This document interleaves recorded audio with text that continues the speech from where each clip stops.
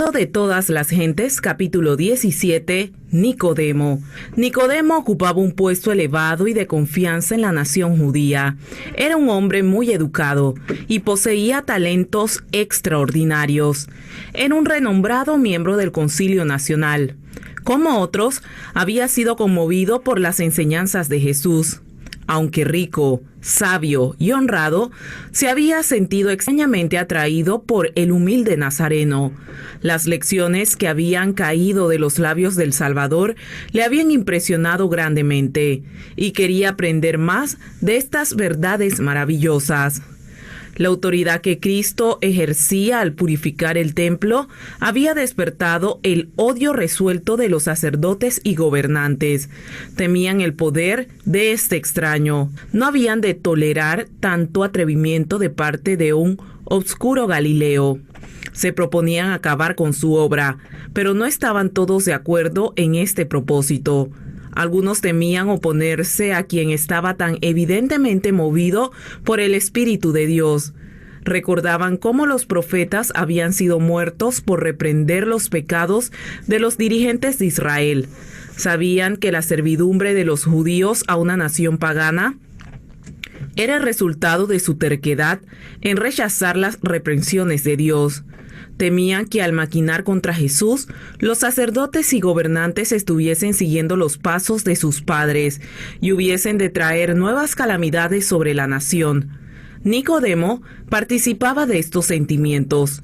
En un concilio del Sanedrín, cuando se consideraba la conducta que se debía seguir para con Jesús, Nicodemo aconsejó cautela y moderación. Hizo notar con insistencia que si Jesús estaba realmente investido de autoridad de parte de Dios, sería peligroso rechazar sus amonestaciones. Los sacerdotes no se atrevieron a despreciar este consejo y por el momento no tomaron medidas abiertas contra el Salvador. Desde que oyera Jesús, Nicodemo había estudiado ansiosamente las profecías relativas al Mesías, y cuanto más las escudriñaba, tanto más profunda se volvía su convicción de que era él que había de venir. Juntamente con muchos otros hijos de Israel, había sentido honda angustia por la profanación del templo. Había presenciado la escena cuando Jesús echó a los compradores y vendedores. Contempló la admirable manifestación del poder divino. Vio al Salvador recibir a los pobres y sanar a los enfermos. Vio las miradas de gozo de estos y oyó sus palabras de alabanza y no podía dudar de que Jesús de Nazaret era el enviado de Dios. Deseaba ardientemente entrevistarse con Jesús, pero no osaba buscarle abiertamente.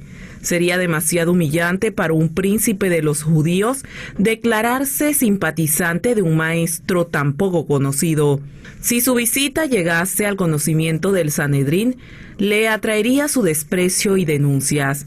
Resolvió, pues, verle en secreto, con la excusa de que si él fuese abiertamente, otros seguirían su ejemplo. Haciendo una investigación especial, llegó a saber dónde tenía el Salvador un lugar de retiro en el Monte de las Olivas. Aguardó hasta que la ciudad quedase envuelta por el sueño y entonces salió en busca de Jesús. En presencia de Cristo, Nicodemo sintió una extraña timidez, la que trató de ocultar bajo un aire de serenidad y dignidad. «Rabí», dijo, «sabernos que has venido de Dios por maestro. ¿Por qué nadie puede hacer estas señales como tú haces, si no fuere Dios con él?» Entonces, hablando de los raros dones de Cristo como maestro y también de su maravilloso poder de realizar milagros, esperaba preparar el terreno para su entrevista. Sus palabras estaban destinadas a expresar e infundir confianza, pero en realidad expresaban incredulidad. No reconocía a Jesús como el Mesías, sino solamente como maestro enviado de Dios.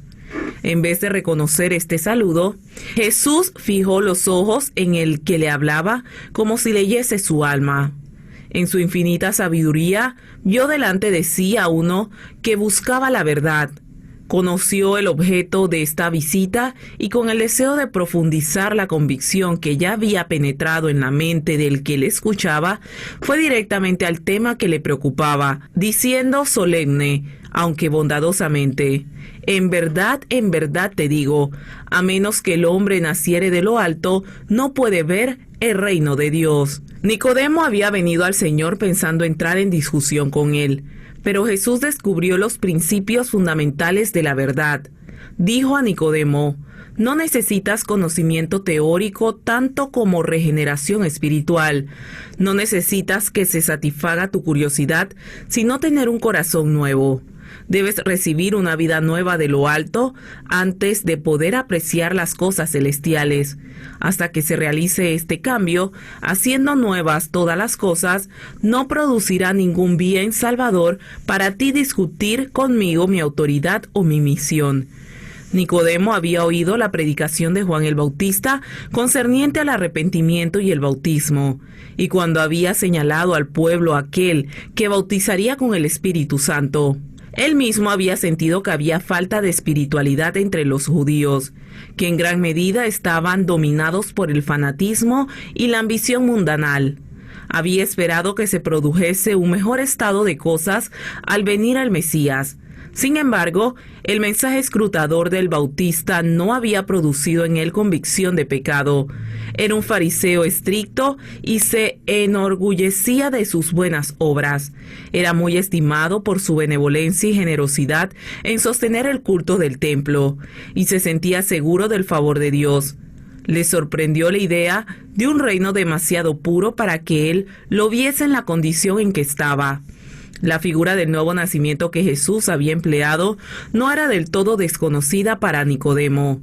Los conversos del paganismo a la fe de Israel eran a menudo comparados a niños recién nacidos.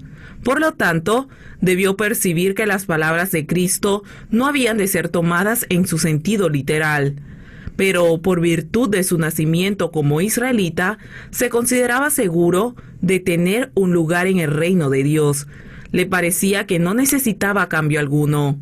Por esto, le sorprendieron las palabras del Salvador. Le irritaba su íntima aplicación a sí mismo.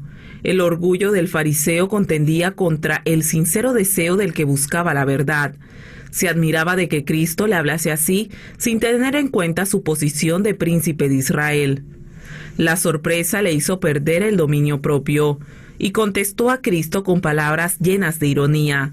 ¿Cómo puede el hombre nacer siendo viejo? Como muchos otros, al ver su conciencia confrontada con una verdad aguda, demostró que el hombre natural no recibe las cosas del Espíritu de Dios. No hay nada en él que responda a las cosas espirituales, porque las cosas espirituales se disciernen espiritualmente. Pero el Salvador no contestó a su argumento con otro. Levantó la mano con solemne y tranquila dignidad. Hizo penetrar la verdad con aún mayor seguridad. De cierto te digo, que el que no naciere de agua y del Espíritu no puede entrar en el reino de Dios. Nicodemo sabía que Cristo se refería aquí al agua del bautismo y a la renovación del corazón por el Espíritu de Dios. Estaba convencido de que se hallaba en presencia de aquel cuya venida había predicho Juan el Bautista. Jesús continuó diciendo: lo que es nacido de carne, carne es, y lo que es nacido del Espíritu, Espíritu es. Por naturaleza, el corazón es malo. ¿Y quién hará limpio lo inmundo? Nadie. Ningún invento humano puede hallar un remedio para el alma pecaminosa. La intención de la carne es enemistad contra Dios, porque no se sujeta a la ley de Dios, ni tampoco puede. Del corazón salen los malos pensamientos, muertes, adulterios, fornicaciones, hurtos, falsos testimonios, blasfemias. La fuente del corazón debe ser purificada antes que los raudales puedan ser puros. El que está tratando de alcanzar el cielo por sus propias obras observando la ley, está intentando lo imposible. No hay seguridad para el que tenga solo una religión legal, solo una forma de la piedad. La vida del cristiano no es una modificación o mejora de la antigua, sino una transformación de la naturaleza. Se produce una muerte al yo y al pecado, y una nueva vida eternamente nueva. Este cambio puede ser efectuado únicamente por la obra eficaz del Espíritu Santo. Nicodemo estaba todavía perplejo, y Jesús empleó el viento para ilustrar lo que quería decir. El viento de donde quiere sopla y oye su sonido, mas ni sabes de dónde viene ni a dónde va. Así es todo aquel que es nacido del Espíritu. Se oye el viento entre las ramas de los árboles por el susurro que producen en las hojas y las flores. Sin embargo, es invisible y nadie sabe de dónde viene ni a dónde va. Así sucede con la obra del Espíritu Santo en el corazón. Es tan inexplicable como los movimientos del viento.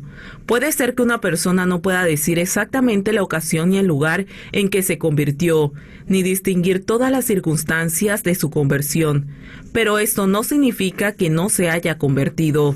Mediante un agente tan invisible como el viento, Cristo obra constantemente en el corazón, poco a poco. Tal vez inconscientemente para quien las recibe. Se hacen impresiones que tienden a atraer el alma a Cristo. Dichas impresiones pueden ser recibidas meditando en Él, leyendo las Escrituras u oyendo la palabra del predicador viviente. Repentinamente, al presentar el Espíritu un llamamiento más directo, el alma se entrega gozosamente a Jesús. Muchos llaman a esto conversión repentina, pero es el resultado de una larga intercesión del Espíritu de Dios. Es una obra paciente y larga. Aunque el viento mismo es invisible, produce efectos que se ven y sienten. Así también la obra del Espíritu en el alma se revelará en toda acción de quien haya sentido su poder salvador. Cuando el Espíritu de Dios se posesiona del corazón, transforma la vida. Los pensamientos pecaminosos son puestos a un lado, las malas acciones son abandonadas. El amor, la humildad y la paz reemplazan a la ira, la envidia y las contenciones. La alegría reemplaza la tristeza, y el rostro refleja la luz del cielo. Nadie ve la mano que alza la carga, ni contempla la luz que desciende de los atrios celestiales. La bendición viene cuando por la fe el alma se entrega a Dios. Entonces ese poder que ningún ojo humano puede ver, crea un nuevo ser a la imagen de Dios. Es imposible para las mentes finitas comprender la obra de la redención. Su misterio supera el conocimiento humano. Sin embargo, el que pasa de muerte a vida comprende que es una realidad divina. Podemos conocer aquí por experiencia personal el comienzo de la redención. Sus resultados alcanzan hasta las edades eternas. Mientras Jesús estaba hablando, algunos rayos de la verdad penetraron en la mente del príncipe. La suavizadora y subyugadora influencia del Espíritu Santo impresionó su corazón. Sin embargo, él no comprendía plenamente las palabras del Salvador. No le impresionaba tanto la necesidad del nuevo nacimiento como la manera en que se verificaba. Dijo con admiración: ¿cómo puede esto hacerse? ¿Tú eres el maestro de Israel y no sabes esto?, le preguntó Jesús. Por cierto que un hombre encargado de la instrucción religiosa del pueblo no debía ignorar verdades tan importantes. Las palabras de Jesús implicaban que en vez de sentirse irritado por las claras palabras de verdad, Nicodemo debería haber tenido una muy humilde opinión de sí mismo por causa de su ignorancia espiritual. Sin embargo, Cristo habló con tan solemne dignidad y sus miradas y su tono expresaban tan ferviente amor que Nicodemo no se ofendió al cerciorarse de su humillante condición. Pero mientras Jesús explicaba que su misión en la tierra consistía en establecer un reino espiritual en vez de temporal, su oyente quedó perturbado. En vista de esto, Jesús añadió: si os he dicho cosas terrenas y no creéis, ¿cómo creeréis si os dijere las celestiales? Si Nicodemo no podía recibir las enseñanzas de Cristo que ilustraban la obra de la gracia en el corazón, ¿cómo podría comprender la naturaleza de su glorioso reino celestial? Si no discernía la naturaleza de la obra de Cristo en la tierra, no podría comprender su obra en el cielo. Los judíos a quienes Jesús había echado del templo aseveraban ser hijos de Abraham, pero huyeron de la presencia del Salvador, porque no podían soportar la gloria de Dios que se manifestaba en él. Así dieron evidencia de que no estaban preparados por la gracia de Dios para participar en los ritos sagrados del templo. Eran celosos para mantener una apariencia de santidad, pero descuidaban la santidad del corazón. Mientras que eran muy quisquillosos en cuanto a la letra de la ley, estaban violando constantemente su espíritu. Necesitaban grandemente este mismo cambio que Cristo había estado explicando a Nicodemo, un nuevo nacimiento moral, una purificación del pecado y una renovación del conocimiento y de la santidad. No tenía excusa la ceguera de Israel en cuanto a la regeneración. Bajo la inspiración del Espíritu Santo, Isaías había escrito: todos nosotros somos como suciedad, y todas nuestras justicias como trapo de inmundicia. David había orado: crea en mí, oh Dios, un corazón limpio, y renueva un espíritu recto dentro de mí. Y por medio de Ezequiel había sido hecha la promesa: y os daré corazón nuevo y pondré espíritu nuevo dentro de vosotros, y quitaré de vuestra carne el corazón de piedra, y os daré un corazón de carne, y pondré dentro de vosotros mi espíritu, y haré que andéis en mis mandamientos. Nicodemo había leído estos pasajes con mente anublada, pero ahora empezaba a comprender su significado. Veía que la más rígida obediencia a la simple letra de la ley, tal como se aplicaba a la vida externa, no podía dar a nadie derecho a entrar en el reino de los cielos.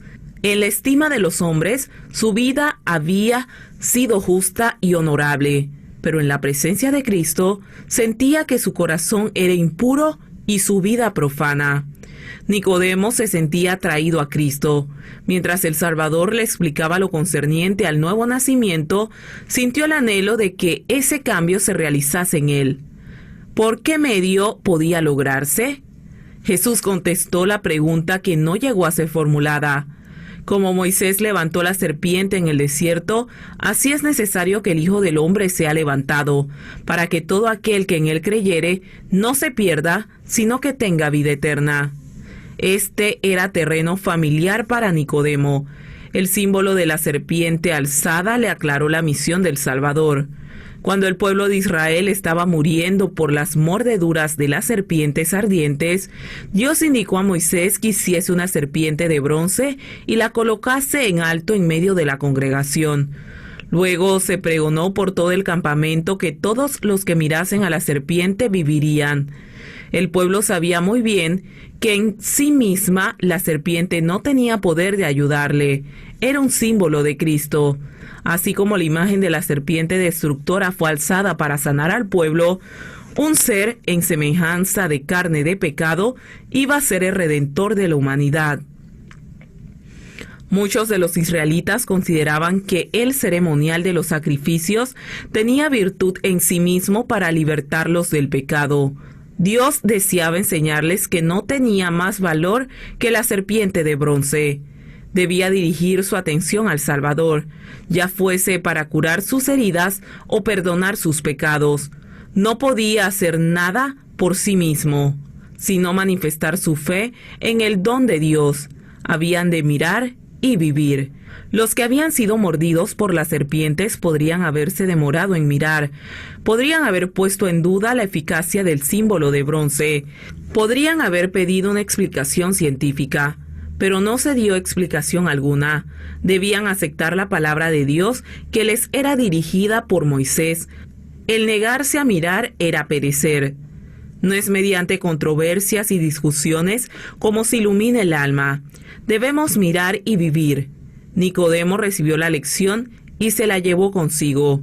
Escudriñó las Escrituras de una manera nueva, no para discutir una teoría, sino para recibir vida para el alma. Empezó a ver el reino de los cielos cuando se sometió a la dirección del Espíritu Santo. Hay hoy día miles que necesitan aprender la misma verdad que fue enseñada a Nicodemo por la serpiente levantada. Confían en que su obediencia a la ley de Dios los recomienda a su favor. Cuando se les invita a mirar a Jesús y a creer que Él los salva únicamente por su gracia, exclaman: ¿cómo puede esto hacerse? Como Nicodemo, debemos estar dispuestos a entrar en la vida de la misma manera que el primero de los pecadores.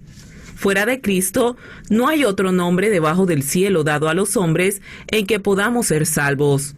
Por la fe, recibimos la gracia de Dios, pero la fe no es nuestro Salvador. No nos gana nada. Es la mano por la cual nos asimos de Cristo y nos apropiamos sus méritos, el remedio por los pecados. Y ni siquiera podemos arrepentirnos sin la ayuda del Espíritu de Dios. La Escritura dice de Cristo: a éste ha dicho ensalzado con su diestra por príncipe y salvador, para dar a Israel arrepentimiento y remisión de pecados. El arrepentimiento proviene de Cristo tan ciertamente como el perdón. ¿Cómo hemos de salvarnos entonces? Como Moisés levantó la serpiente en el desierto, así también el Hijo del Hombre ha sido levantado, y todos los que han sido engañados y mordidos por la serpiente pueden mirar y vivir. He aquí el Cordero de Dios que quita el pecado del mundo. La luz que resplandece de la cruz revela el amor de Dios. Su corazón nos atrae a Él. Si no resistimos esta atracción, seremos conducidos al pie de la cruz arrepentidos por los pecados que crucificaron al Salvador. Entonces el Espíritu de Dios produce por medio de la fe una nueva vida en el alma. Los pensamientos y los deseos se sujetan en obediencia a la voluntad de Cristo. El corazón y la mente son creados de nuevo a la imagen de aquel que obra en nosotros para someter todas las cosas a sí. Entonces la ley de Dios queda escrita en la mente y el corazón, y podemos decir con Cristo: el hacer tu voluntad, Dios mío, hame agradado. En la entrevista con Nicodemo, Jesús reveló el plan de salvación y su misión en el mundo. En ninguno de sus discursos subsiguientes explicó él tan plenamente paso a paso la obra que debe hacerse en el corazón de cuantos quieran heredar el reino de los cielos. En el mismo principio de su ministerio, presentó la verdad a un miembro del Sanedrín, a la mente mejor dispuesta para recibirla, a un hombre designado para ser maestro del pueblo. Pero los dirigentes de Israel no recibieron gustosamente la luz. Nicodemo ocultó la verdad en su corazón y durante 3 años hubo muy poco fruto aparente. Pero Jesús conocía el suelo en el cual había arrojado la semilla. Las palabras pronunciadas de noche a un solo oyente en la montaña solitaria no se perdieron. Por un tiempo, Nicodemo no reconoció públicamente a Cristo, pero estudió su vida y meditó sus enseñanzas. En los concilios del Sanedrín, estorbó repetidas veces los planes que los sacerdotes hacían para destruirle. Cuando por fin Jesús fue alzado en la cruz, Nicodemo recordó las enseñanzas que recibiera en el monte de las Olivas. Como Moisés levantó la serpiente en el desierto, así es necesario que el Hijo del Hombre sea levantado, para que todo aquel que en él creyere no se pierda, sino que tenga vida eterna. La luz de aquella entrevista secreta iluminó la cruz del Calvario, y Nicodemo vio en Jesús el Redentor del mundo. Después de la ascensión del Señor, cuando los discípulos fueron dispersados por la persecución, Nicodemo se adelantó osadamente. Dedicó sus riquezas a sostener la tierna iglesia que los judíos esperaban ver desaparecer a la muerte de Cristo. En tiempos de peligro, el que había sido tan cauteloso y lleno de dudas, se manifestó tan firmemente como una roca, estimulando la fe de los discípulos y proporcionándoles recursos con que llevar adelante la obra del Evangelio. Aquellos que en otro tiempo le habían tributado reverencia, le despreciaron y persiguieron. Quedó pobre en los bienes de este mundo, pero no le faltó la fe que había tenido su comienzo en aquella conferencia nocturna con Jesús. Nicodemo relató a Juan la historia de aquella entrevista y la pluma de éste la registró para instrucción de millones de almas. Las verdades allí enseñadas son tan importantes hoy como en aquella solemne noche que sombreara la montaña donde el gobernante judío vino para aprender del humilde maestro de Galilea el camino de la vida.